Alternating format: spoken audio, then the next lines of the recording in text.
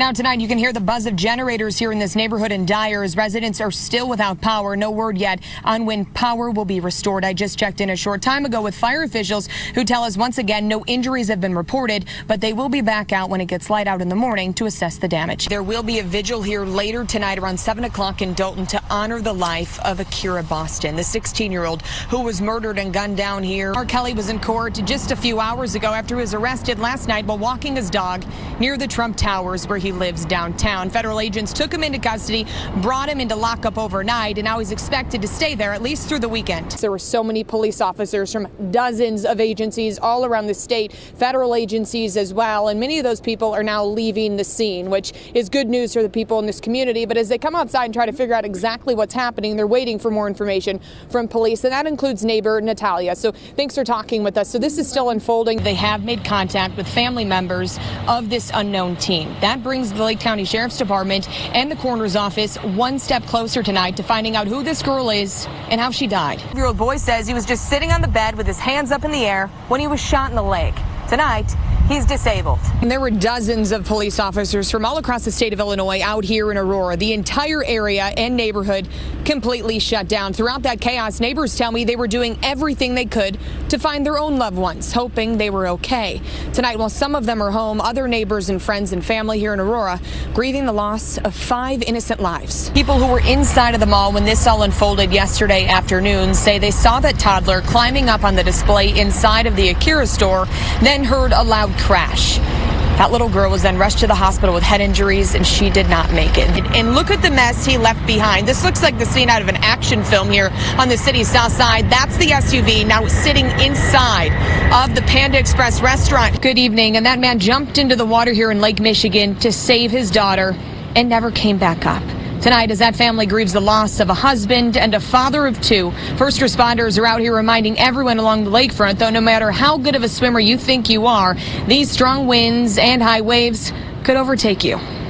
Renee Padilla took the day off from work on Thursday so he could spend time with his daughters at 31st Street Beach. Take a vacation because the girls are going back to school and he wants to spend one day with them.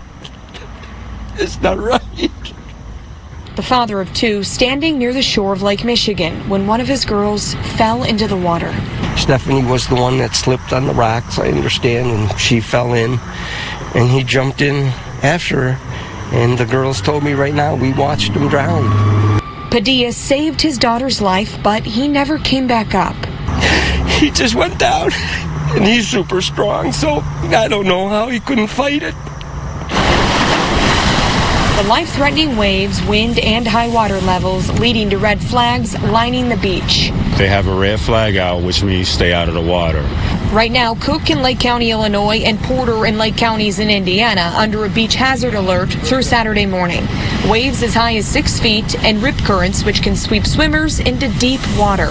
If you're caught up in a rip current, once again, don't panic. Try to swim parallel to the rip current to try to get out of it, and then start making your way back to shore. Today, Lake Michigan's water levels nearly breaking the record from 1986, sitting at just over 581 feet. The levels and the waves leading to a busy summer for the Coast Guard, who tells me they've had more than 100 search and water rescues around Chicago beaches since last October.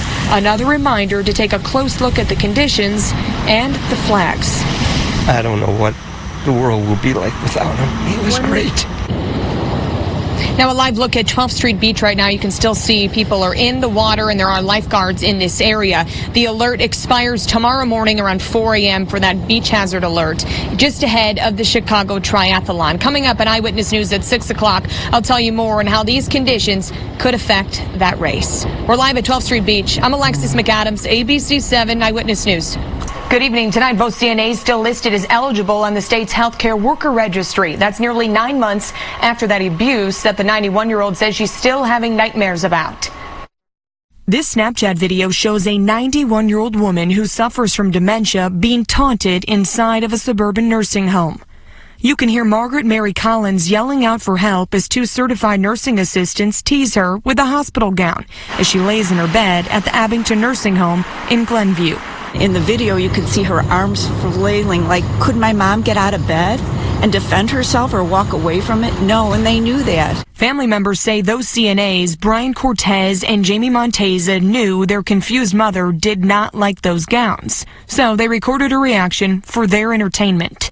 Workers that you trusted to care for my mom, she's just a loving person, that they would come in and taunt her with the hospital gown. Today, Cortez and Monteza pled guilty to misdemeanor charges, standing before a judge who told them their behavior was unacceptable. Both walked away with supervision and a no-contact order. I wish there was more. I do feel it's an egregious act of trust. The duo was fired from the Abington nursing home. Family members do not want Monteza or Cortez to work in any other facilities. But a quick search on the state's healthcare worker registry shows that both are still listed as eligible CNAs.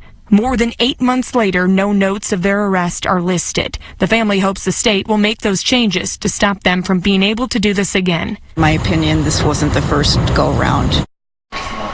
The State Department of Health says that criminal offenses are included in the registry once there is a conviction. That happened today. The department does tell us that the healthcare worker profile will then be updated after state police run another background check. That can take anywhere from a few days to a few weeks. Family members also telling me tonight they're suing the Abington nursing home. Reporting live in the media center, I'm Alexis McAdams, ABC 7 Eyewitness News. Judy, back to you.